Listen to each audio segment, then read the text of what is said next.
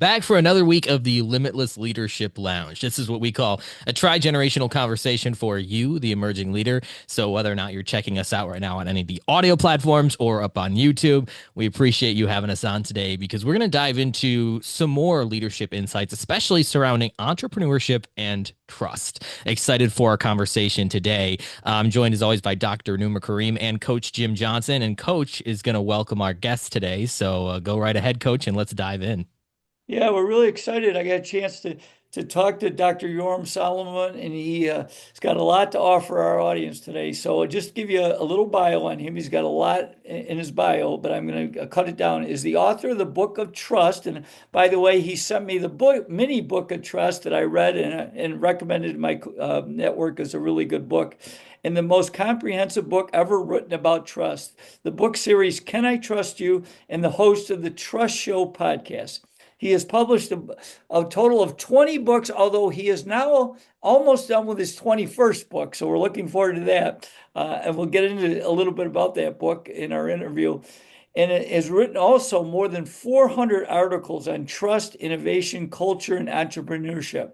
Yoram holds a PhD in organization and management, an MBA, a law degree, and an engineering degree. And Yoram, I don't know how you got all that, because if I got all those, I'd be into my grave. So I don't know. Congratulations. He's an adjunct professor of entrepreneurship, a three-time TEDx speaker, a former executive, elected official, pilot, and a member of the Israeli 35th Airborne Brigade. Through his keynotes, workshops, and teaching, he is known for his no BS style of telling you what you need to hear and not what you think you want to hear. Without further ado, Yoram Solomon, welcome to the Limitless Leadership Lounge. Thank you, Coach. Great to be with you from stormy Texas. Well, we all three of us now. Dr. Karim is back in Rochester, and we do have sunshine, but it's about 45 degrees, so we're a little bit chillier than what we I'll expect. take it. So, well, I gotta say to you, I know trust is something you spend a lot of time researching, and can you talk some about your 8 laws of trust, if you could share those and maybe delve into one or two of them, because trust is so essential in building as a leader. No, I'm not going to talk. Okay, I will. So, the funny thing is, I did not invent those 8 laws of trust. I did not make them up. I did not create them. I observed them. Ever since I started working on my own PhD research back in 2008, I started observing the ways trust behave. And I'll tell you something, I would not have committed to the topic of trust if it wasn't for realizing that I see something different than what most people look for. So kind of in a very high level, what are the 8 laws? First, trust is continuous. It's not I trust you or I don't trust you. It's not binary, it's continuous. Second, it's contextual. Third, it's personal. This is the same behavior that would cause one person to trust me could cause another person to distrust me. Fourth, it's asymmetrical. The level of trust that I have in you does not reflect on the level of trust that you have in me. Those are completely different things based on completely different independent variables. Number 5, trust is transferable. If I trust you, Jim, and you trust John, then I will trust John. Maybe not to the same extent I trust you or you trust him, but more than nothing, because you said something about him. You said you can trust him. It's transferable. It is reciprocal. When I say reciprocal, let's not confuse that with symmetrical. When I say reciprocal, it's not that if I trust you, you will trust me. It's if I trust you and I show you that I trust you, you will behave in a more trustworthy way. Because otherwise you feel this cognitive dissonance of feeling that you're trusted by someone, but not believing that you earned that trust. You're going to work on earning that trust. Number 7, trust is dynamic. It changes all the time. There is no fixed level of trust. I may trust you at a certain level right now and a different level later. And finally, trust is two-sided. It is the level of trust that I have in you, John, for example, is the product of your trustworthiness and my trustfulness. It's my willingness to trust people in general, or your kind of people, I don't know, radio personalities, for example, in still in general. So you may be the world's most trustworthy person, and I'm still not going to trust you. And it's not you, it's me, which is like the last thing you say before you break up with someone. It's not you, it's me. But it is. It's a part of my trustfulness. Now, I know I went through 8 laws, and it's kind of, you're trying to remember them, then other than reading them in the book. I decided, somebody told me when I joined the National Speakers Association, that if you want to make people remember something, you need to give them an acronym. And if you give them an acronym, it's going to be easier to remember. So remember, trust is continuous, contextual, personal, asymmetrical, transferable, reciprocal, dynamic, and two-sided. So I made an acronym. It's KKPATRDET. So if you are trying to remember, just remember KKPATRDET, and it's all going to come back to you. Oh man. And so you it's so funny because we think of like catchy acronyms, but sometimes you have to adjust words and phrases to fit yourself into that catchy acronym, right? But you're just like, let's tell it like it is. And I love that about that. So 8 different Remember, laws. no BS. Yes, no BS. You got to get the book, though. You got to get the book to dive into each one of them. Some of those I think come fairly intuitively to us, but there are others that I feel like people might want to delve into a little bit more. What are 1 or 2 of those that you feel like we're not doing a good enough job of grasping? Okay, so the first one is, I mentioned the trust is personal. So I'll give you an example. So you're an adjunct professor yourself, and are you familiar with the website called Rate My Professors? Yes. Do you Unfortunately, go there? right? Don't go there. Trust me, don't go there. But so one day, my younger daughter, she was in college, and she was signing up for classes, and I saw her going to that website, Rate My Professors. And I'm like, what is that website? She said, oh, other students anonymously, because we don't want to actually say who we are when we're going to give that kind of review, anonymously posted reviews about professors. So I can look them up and decide if this is a professor I want to sign up to. And I'm thinking, this is brilliant. But wait a minute. I'm a professor at SMU. Do I have a page on Rate My Professors? Because I didn't make one. So I go there, and sure enough, my name is there, and there is a site, and I went there, and the first review said something like, Professor Solomon is awesome. If you want to learn entrepreneurship, he gives great feedback and so on. I'm awesome, just so that you know. And now, do you think that I'm telling you this to brag? Well, actually, that's my main reason. But no, and I'm not trying to brag. I'm not trying to recruit you to my class, CISB 6226. But the reason is, and get ready for some vulnerability. By the way, vulnerability is very connected to trust. I can sense this is going to be a next question. Never mind. Get ready for some vulnerability from me. Don't worry. The next review. How did it say it? It said something like, his attitude is arrogant, condescending, but he's a good grader, which we know is the most important part in college, right? In a college class. And I'm looking at this, and here's the thing. That came right after a semester where I only taught one class that semester. This was in 2019, so it's before COVID. It's not over Zoom. This was in a classroom. This had to, and the 2 reviews came 10 days apart. So these were 2 students that sat at the same classroom at the same time in the same class. I was the same person. How come one of them gives me 5 out of 5 and says I'm awesome? The other one gives me 1 out of 5 and says I'm awful. Well, trust is personal. And different people see different things in you. Different people care about different things. Different people prioritize different things. I mean, today, if you think about our political division that we have, just knowing that you're a member or a supporter of the other party is good enough for me not to trust you, or for other people not to trust me. I'll tell you up front that when I voted for candidates from both major parties in every election. because I care about the person, not about the party. I'm not a good representation of everyone here.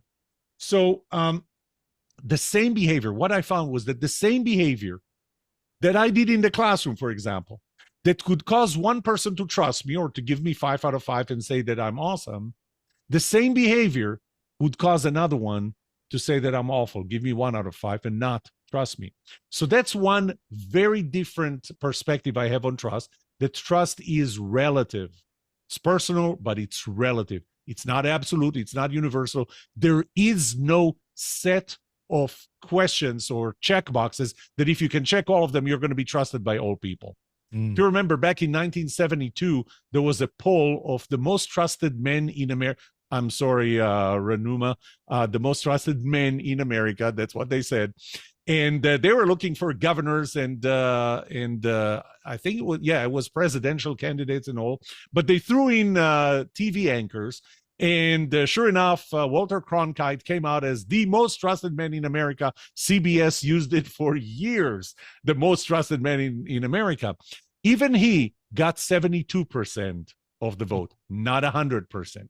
So that's one thing. Trust is relative. I know we would rather have a checklist of things that if we can check all of them, you're trusted. If you can't, you're not. But it's not.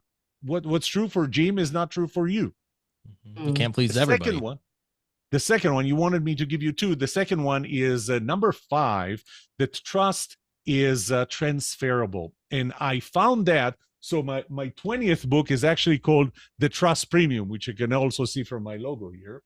And that is focused on the relationship between a salesperson, a professional selling services, to a customer. Because with the level of trust, with the level of tricks, marketing and sales tricks used today to lure you, to, bait and switch and everything else, trust is the only differentiator. And so now the question is, what causes your customer to trust you? And what I found was that transferable trust plays a major role. Right now, I'm in the middle of a project to replace windows in my house. How did I find the contractor? Did I go online to search? No. I asked my friends, I asked people that I trust, who do you recommend? Before that, we did the remodeling for the pool. How did I find the contractor for that? I asked friends who remodeled the pool to recommend someone. So the transferable trust is a key part of trust, and it's only getting bigger. And Dr. Solomon, among your 6 components of trustworthiness, you mentioned like we need to know beforehand before to interact. And if I want to form a relationship or if I want to have a business, I want to know that person beforehand. And nowadays, a lot of young people are starting different businesses, different entrepreneurship projects, but often there are investors who do not trust them. So what would be your advice to some of them? How do they build that profile to gain that trust ahead so that it's easier for them to communicate? So that's a great question. And we'll start with, you mentioned the 6 components of my trust model. So just to bring it in here, there are 3 components that I consider to be who you are. Those are the 3 that you want to know ahead of a meeting. So this is what I know about you before we met. So you told me before we started that you checked me out. You went to my online presence. You looked at some of my articles. You read all 400 and something of them. You made, okay, you didn't. But you didn't read my 20 books. But there was enough there to establish 3 things. 1, and those are the 3 components: competence. We're interviewing somebody who's competent. Number 2, personality compatibility. From what I see, we are kind of aligned in our priorities, in our values. By the way, in my research, one of the things that I found was that the number 1 factor that affects trustworthiness is the level of shared values that we have. If we share values, there's an 86% correlation that I found between that and trustworthiness. Number 3 is symmetry, the symmetry of our relationship. And I'm not going to dig too deep into that. But, a very famous astronaut by the name of Jeff Bezos said that Your brand is what people say about you when you're not in the room. So it's really important that you establish those things. Now, I do want to finish that with one little piece of advice, because you talked about investors and entrepreneurs, young entrepreneurs who are just starting. I'll give you advice that I give all of my students. My students, you know, we're in the age of text and email and Instagram and Snapchat and everything. And it's very easy to send an email, right? A lot easier than to have a talk. And so what I get from a lot of students is, first, here is my business plan. Let's schedule a time to talk. And what I tell them is, never, ever let your business plan hold the first meeting with the investor. Never let your business plan hold the first meeting with the investor. Because if there's anything that's left open there, the investor makes assumptions. If this is not written the way you think it's written, the investor makes assumptions. If you didn't put a dot or a comma in the right place, the investor makes assumptions. Do you want them to make assumptions, or do you want them to first see you, get your passion, understand, ask questions, and get them answered because you're there? Or do you want a piece of paper do the talking for you, the first talking? So you know, when I talked about the three components you want to know before the meeting, but there are three components of what happens during the meeting. One of them is your positivity, made of two things: no BS attitude and empathy. Can you put yourself in there? Can you see things from their perspective? Those are accelerated by the two other components: time and intimacy. Intimacy goes back into the business plan is an email, is a document. Intimacy is seeing the other person, seeing the white of their eyes. Time, the longer we spend time together, the more we build or destroy trust, but depending on our personality compatibility. Well, our brain needs a certain amount of information to feel safe. If we don't have that information in the form of facts, what do? We make assumptions. The first impression is so important. Don't let the business plan make the first impression. Great So point. true. And I think that's how Coach Jim and I made an appointment to invite him for a coffee and then discuss whether he wants to join my board of directors for my nonprofit. And I think I had a good impression, made a good impression on Coach, and Coach agreed immediately. And that's how we started. So that matters a lot. Imagine if you would have started by sending him your resume. True. Yeah, good point. So LinkedIn won't work, the LinkedIn profile, if you send the LinkedIn profile to the investors? You're not your LinkedIn profile. Your LinkedIn profile does not show passion. Your LinkedIn profile does not answer questions. You do. That's a good point. True. So let me delve one more into trust, because I have some other things I want to delve in. I know Rehnuma and Jon do as well. But Yoram, you know, we do focus on trying to help young leaders. So you're a young leader, you're taking over, because I do leadership presentations as well around the country. And I often ask, you know, the people in the audience, is trust important? And 100%, they all agree. But then I challenge them, how are you going to build trust? You know, do you have a plan for that? So what advice would you give a young leader? Because trust is so important. I mean, obviously you have a lot of information, but if you can zero it down to a couple things to help a leader get off to a good start in building trust with their team, what would they be? Well, actually, I'm going to give you the complete opposite of what you're asking for. Why should you be a leader? One of the questions we never ask. We're becoming leaders because we look at leadership as a promotion, not a profession. Leadership is a profession. You can't tell someone, trust your team. Your team may not be trustworthy. You may not be able to trust your team. Here's one of the problems and one of the things that we do. Who do we promote to be the leader of the sales team? The best salesperson. Right. Who do we promote to be the leader of the software development team? The best software developer. Do we get the best leader? No, we get the best software developer. Do we get the best leader in sales? No, we get the best salesperson. Here's the thing. By definition, if I was the one promoted, if the three of you, the four of us, were up to being, one of us is going to be the leader and the other three are going to be my peers, or my team, I should say. Now you report to me. Well, I got promoted. You know why? Because I'm the best salesperson. By the way, that's already not a good start, because when the management told me that I'm the best salesperson, they told you, not in so many words, and you're not.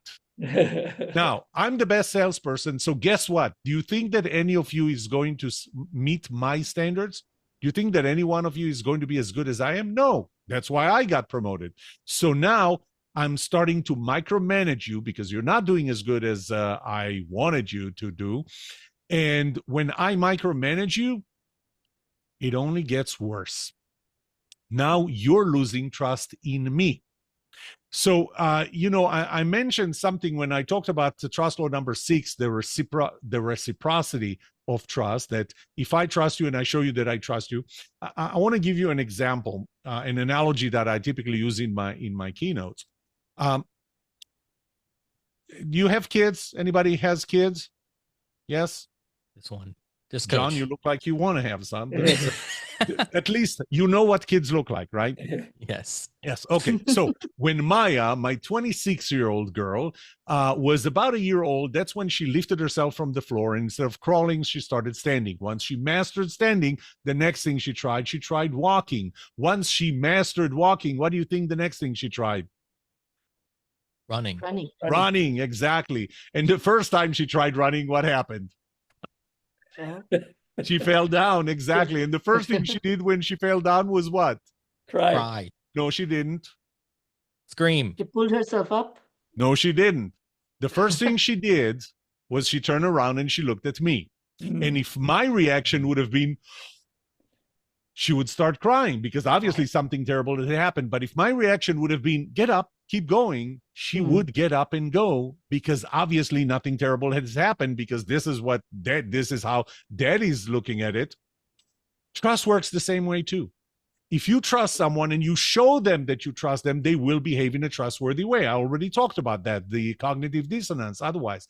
But what I didn't say was that, unfortunately, it works the other way around too. If you don't trust someone and you show them that you distrust them, or even if you trust them, you just don't show them that you trust them, they will not behave in a more trustworthy way. So one of my pieces of advice to leaders, not just young leaders, any leader, new leaders, is I don't recommend that you trust 100%, blind trust. No, that's not safe for you. I don't recommend, and by the way, in my surveys, one of the questions that I ask is, where do you rank yourself on how you trust someone you never met before, first time you meet them? And it's anywhere between 0, I don't trust them at all, they have to earn my trust before I trust them. 100% is I trust them blindly with my life, even though this is the first time. So it's my trust is theirs to lose. That's not safe. That's not safe for me, the leader. What I tell them is, first of all, if I started at 100%, hypothetically, more than they believe that they earned, then they're going to behave in a more trustworthy way. I'm going to find that they're a little less trustworthy than I thought they are, but we're going to meet somewhere high, pretty high. If, on the other hand, they're right there in the middle and I start at 0, I'm going to find that they're more trustworthy than I thought. So they're starting to earn my trust, but they feel that I don't trust them. Their trustworthiness goes down. We're going to meet again, but in a much, much lower place. What I always recommend is trust your people just a little more than you believe they earn. They need to feel this little gap of you trusting them slightly ahead of what they believe they earn and deserve, for this to keep spiraling up instead of spiraling down.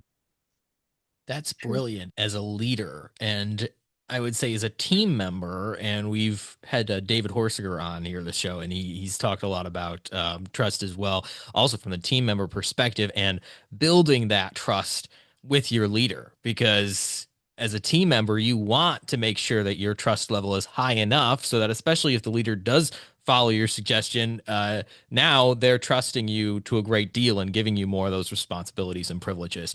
So as a team member, David in his recent book goes over a whole bunch of tools for trust. I know you have a bunch as well. What are a couple of those really powerful tools that you can use as a team member to earn a higher degree of trust?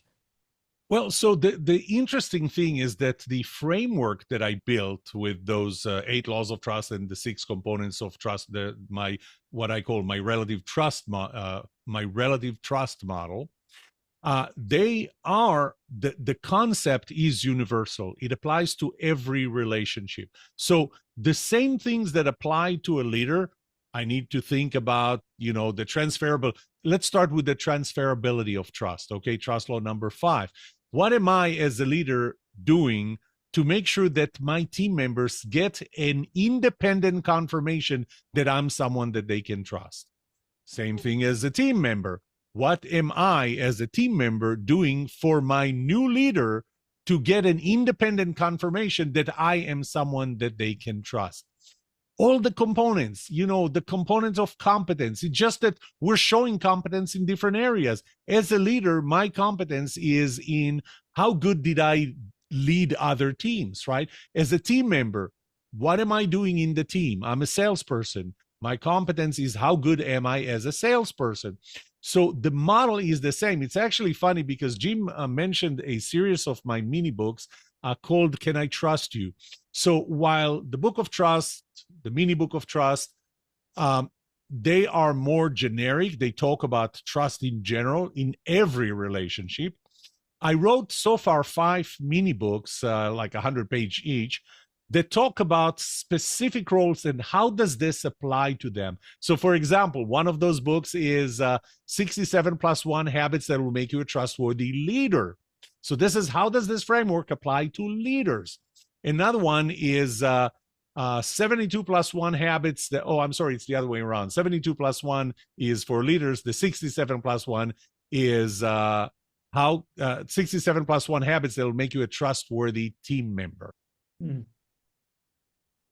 You're not going to ask about the +1, aren't you? Well, explain. Okay, so first of all, it's simply because I can only count until 72. So once it went one more, I'm like, it's 72+1. Somebody do the math for me.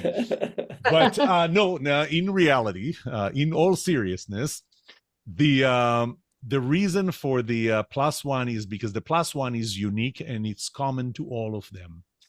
That's one habit that's common to all relationships, and that is that you're not going to be trusted by everyone. Accept that. Walter Cronkite was the most trusted man by 72% of the voters, not 100%. You're not going to be trusted by everyone. If you are not trusted by someone that you need to be trusted, now I don't need to be trusted by everyone, but there are people I do need to be trusted by, especially people who rely on what I do. If you rely on what I do, then I need to be trusted by you. And if you don't trust me, yet you have to rely on what I do, we have a problem. So what if I'm not trusted by someone I need to be trusted by? First, I need to understand why. Why is it that I'm not trusted? Maybe it's competence. Maybe I'm not competent enough for this role. So what do? I get trained, I shift to another role or something. But if I don't have the competence required to do this role better, maybe, take a smaller role or something. But if I can't do this role the way it was intended to, we need to fix this. Change my role, train me, whatever. The most that it happens is about shared values. It's about personality compatibility, or I should say personality incompatibility. We're not compatible personally. Well, now the question is, once we can identify what is it important enough for me, the person who needs to be trusted, to change? Is it important enough for the person who needs to trust to change? How important is it? Can I change? And do I have the willingness to change? So, one of the examples that I like to give is when I worked in Texas Instruments, I went to my boss and I had Rehnuma, just like you. I had all kinds of ideas, and I was going there and presenting ideas to her, and I could feel that almost always she would have an immediate allergic reaction to what I was suggesting. Almost always an allergic reaction. Didn't like it. Well, at some point, I was trying to understand why.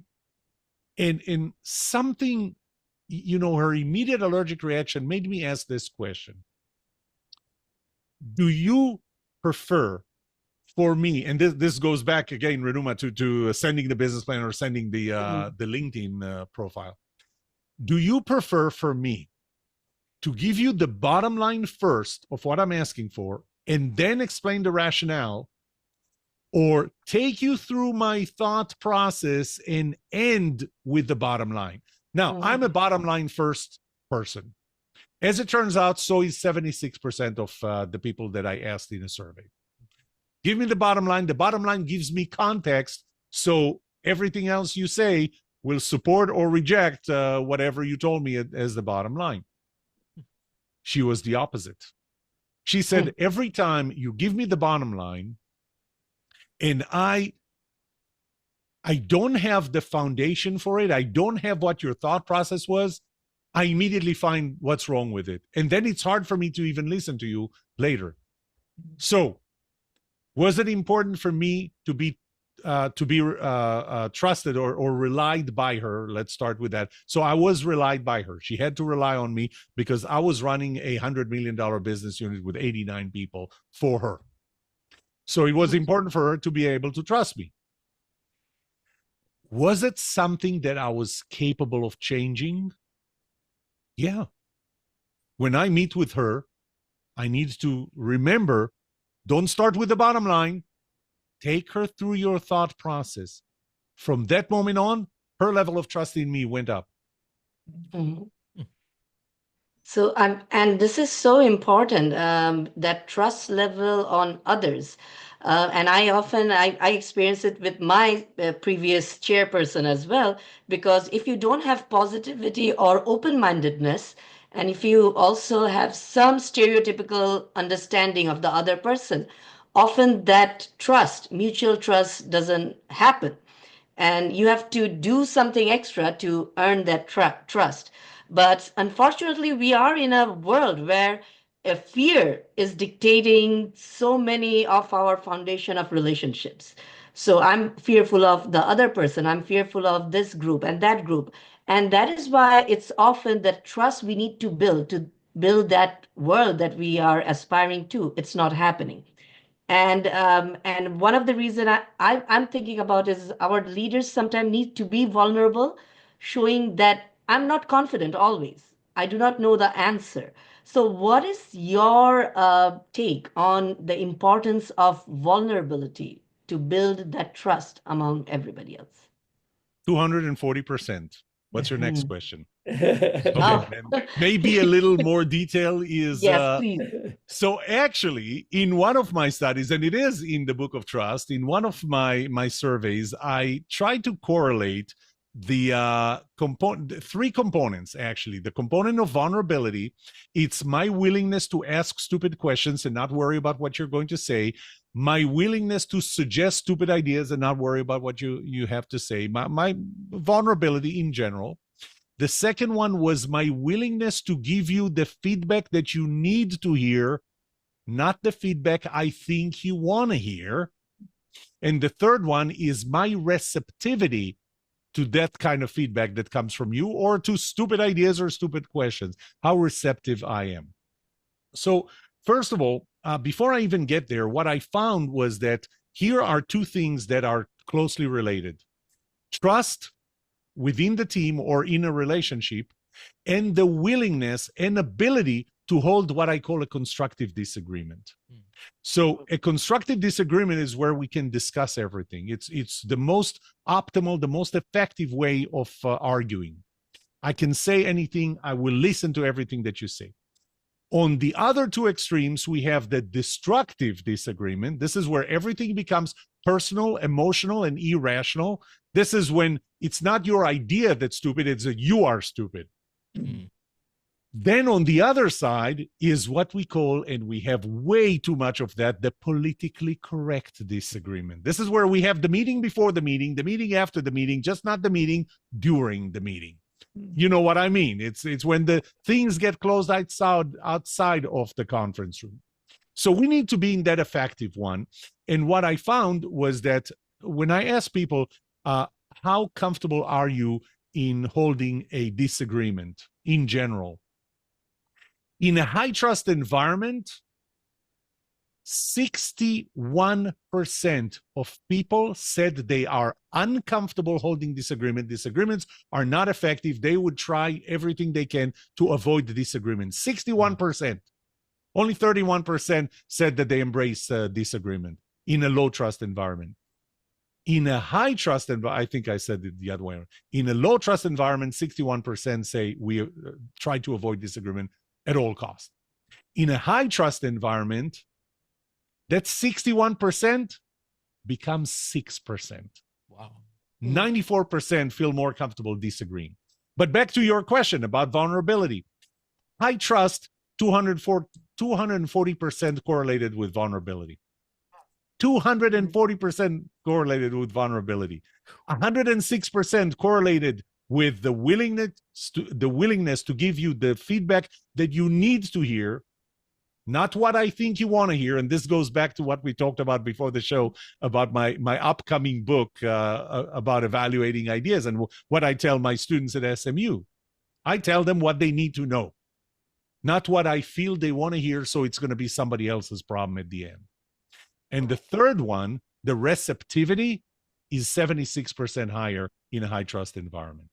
Oh, but you're right, Rehnuma. By the way, this is a cycle. The more vulnerable I am, the more you're going to trust me. The more you're going to trust me, the more I'm going to feel that I can be vulnerable. And this is so true because I run a nonprofit with 100 plus volunteers and 10 executive members and board of directors. And we have so much disagreement in every meeting, but it never broke our trust on each other. So I will openly tell them that I do not know the answer. Help me out. If anything goes wrong, I admit, and others admit, and they're learning from me because, as Coach always said, lead by example. When I'm admitting my mistakes, now if my team members are also making any mistakes, they will admit it instead of hiding. And this I created. I'm fortunate enough and blessed enough to have that powerful team who are very comfortable with disagreements, and they're not always trying to make me feel good. So I agree.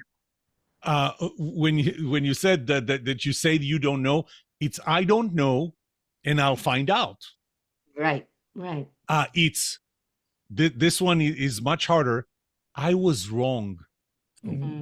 Very hard for people to say I was wrong. By the way, once you master the I was wrong, there is an advanced version, but that's, don't try that at home. After saying I was wrong, try saying, and you were right. Well, Yoram, I could talk to you all day. You have some awesome things. We do got to delve in. We're getting close to the end of our time, but with your new book about ideas, can you share about that? Because one of the things we talked about is your no BS style, and you talked a little bit about ideas before we started broadcasting the show. So share some about the book here and about ideas. Definitely. So the class that I built back in 2018, and I'm teaching now 5 times a year, is called Evaluating Entrepreneurial Opportunities. And it's really about how do you evaluate the idea. I've heard so many times, first of all, everything is a great idea, right? No, it's not. No, it's not. If you know the statistics, and they're there in the book at the beginning of the book, your probability of success is almost zero. And I just, hypothetically said, let's call it 1 in 100. By the way, it's less than 1 in 100. So it's 1 in 3,000. There was research that showed that 1 in 3,000 ideas actually reach commercial viability. So let's say it's 1 in 100. The probability that you have a great idea, that you started with a great idea, is almost nothing. And what I tell my students, the first thing is never fall in love with your idea or with your solution. Always fall in love with the problem or the pain that you're addressing. Because when you fall in love with the pain, with the problem, you're going to solve it. When you fall in love with your idea, you're going to ignore the fact that it doesn't solve the pain. And that is the number one reason why ideas fail. One of the other things that I was telling my students all the time is, look, this class is not about telling you how great your idea is. It's about telling you how soon, it's about teaching you how quickly can you kill it. Because even if your odds are 1 in 100, you need to kill 99 ideas. So I'm going to teach you how to quickly kill them. Well, as it turns out, so this, and I told you before, since we talked, I think a couple of months ago, I accidentally wrote another book. So that's the new book that I just finished writing the first draft. So now it's editing and everything else. But I just woke up one morning and I said, there is no textbook about it. And, I don't know if I'm going to wake up tomorrow morning. Well, there's the storms and all, but, you don't know if you're going to wake up tomorrow morning. My PhD dissertation committee chair and mentor, when I was almost done with the dissertation, about to submit chapter 5, I get a call from the university. He went to sleep Monday night and did not wake up Tuesday morning. We don't know if we're going to wake up. There is no textbook that covers this part. All the textbooks, all the books that are being used in entrepreneurship programs throughout the nation touch on it, and that's it. And we're afraid to say this is a bad idea. So I started writing this book. And, my thought was this is going to be like a 5x8 tiny 150-page book. I stopped at 350 pages of very, small line spacing at 6x9. So this is, I'm writing it as a textbook on evaluating ideas. And, the name of the book, and unfortunately, it's going to take me a while to share with you the design. It's great idea, big capital letters, great idea. And then in handwritten font, it says, is it really a great idea? Mm. Mm-hmm. And that's the question we all have to ask ourselves as entrepreneurs, because we do fall in love with those ideas so much that we try to get them to work, and really we're fitting a square peg into a round hole, right? And it's just not working and causing more and more frustration. And I have to ask you too, as we come up on the end, Dr. Solomon, when it comes to entrepreneurship, oftentimes, like, I love the Donald Miller, like the story brand kind of mindset. Now 2.0. Yeah, really, where we're talking about being the guide and not the hero. That's what I was going to ask you. As an entrepreneur, how do we shift our mindset with our ideas as well, going from being that hero who has the solution to being somebody who can work you through the problem and be malleable enough to realize that our solution isn't always the best solution? Yeah. So first of all, you saw that I was smiling when you talked about a square peg in a round hole.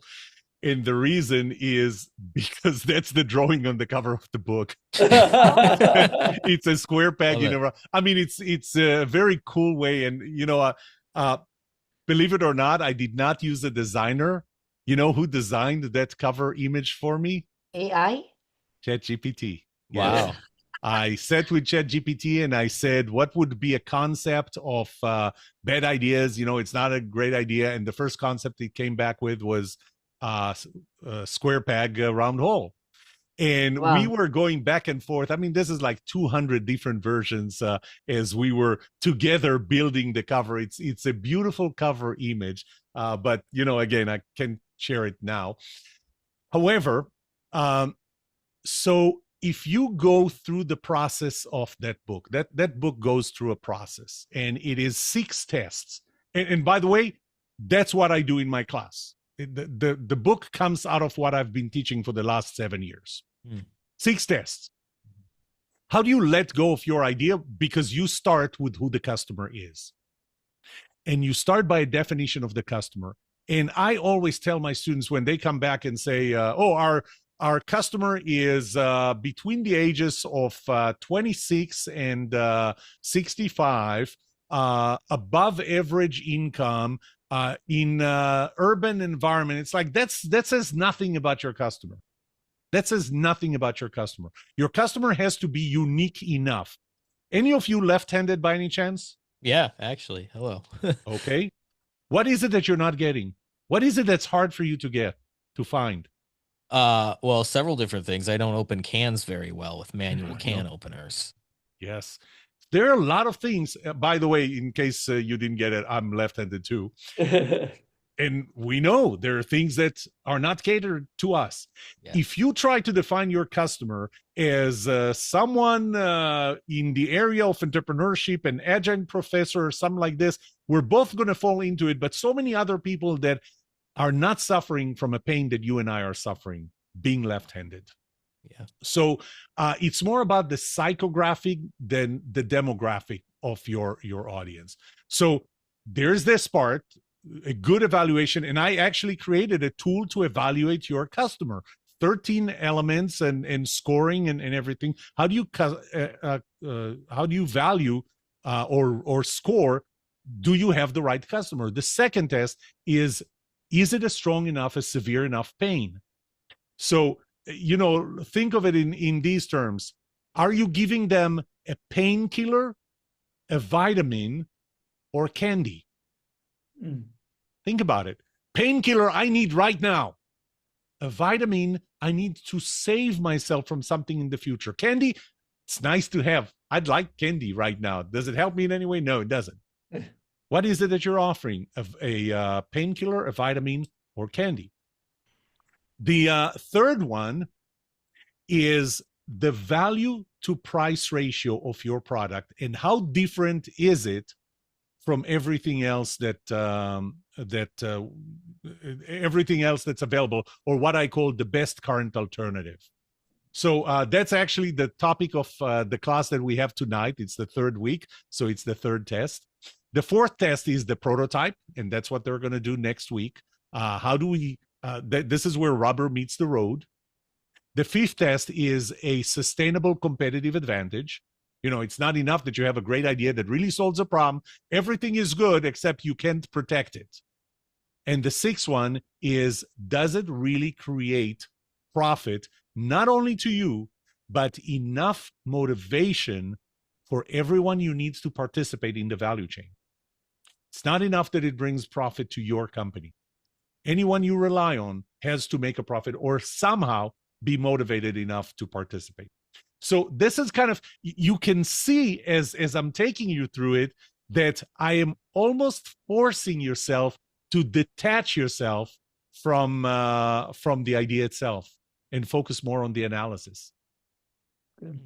Wow. I love that. I might want to connect with you, Dr. Solomon, too, just because we do have a lot of overlap as far as the class that I teach here at the college, more on the marketing side of things, but we talk about things like demographics, psychographics, and I'm definitely going to be checking out your book when it comes out. So I will definitely stay up on you and be one of your first book customers, because that's going to be a really great book to help me better communicate those principles to my students. So thank you for sharing all that.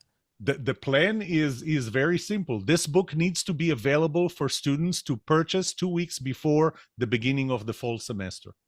Okay. Well, that's going to be an aggressive timeline, right? But I believe you can do it. I wrote 350 pages in 2.5 weeks. Wow.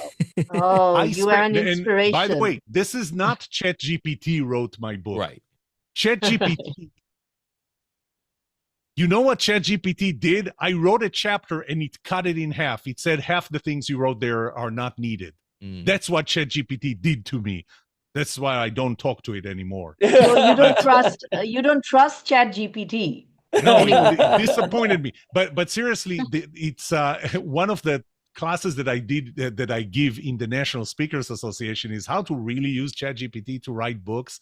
The whole idea of that this is a textbook, just to kind of give you something about that, was at some point I asked ChatGPT. Now think about this question: what would Mark Cuban, Eric Ries, and Steve Blank say about this book? You have the book. They haven't. What would they say? Now, I asked it to be bluntly honest with me, brutally honest with me. It said, well, here's what Mark Cuban would say. And again, you know, it learns Mark Cuban. It knows how Mark Cuban speaks and so on. It goes, get to the goddamn point already. This is too long. This is too much analysis. Entrepreneurs need to be out there in the market. And then he said, this was an amazing line: drop the classroom, drop the classroom angle. I'm like, wait a minute. I'm writing a textbook. I'm not writing an entrepreneurship book. I'm writing a textbook.